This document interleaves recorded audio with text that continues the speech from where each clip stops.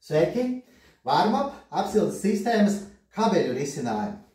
Šis risinājums būs noteikti standartā un jau daudziem zināms. Betonā vienkārši izguldam kabeli, piesienam pie armatūrām un mums veidojās uzbetonojiet visu betonu, kabelis silda betonu.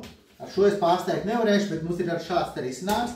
Bet šāds risinājums nav. Ir šāds te DVS komplektiņš. Viņam kas ir? Viņam ir super plāns vads.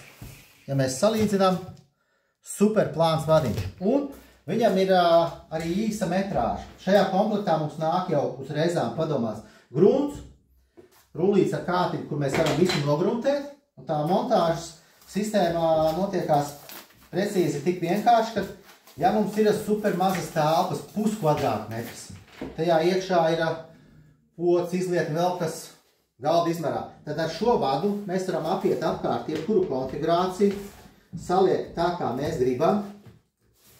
Tad viņš var apiet kaut vai apkārt šim te visam ar šo līmlentu,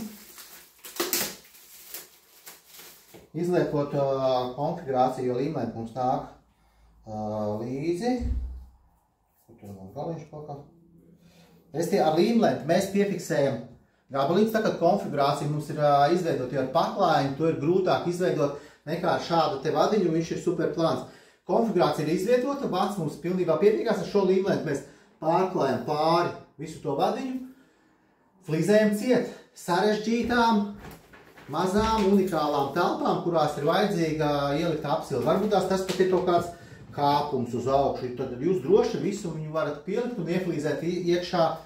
Plāns risinājums, plānu līmes kārtu vajag šādu, te tu neieflīzēsi iekšā un paklāņi arī nebīrās visu vaļā. Nu tad šāds te super komfortiņš no Warmup ražotāja, kurā viss jau ir kopā. Nu tādi mums ir Warmupam kabeļu risinājumi. Palīdzam būvēt!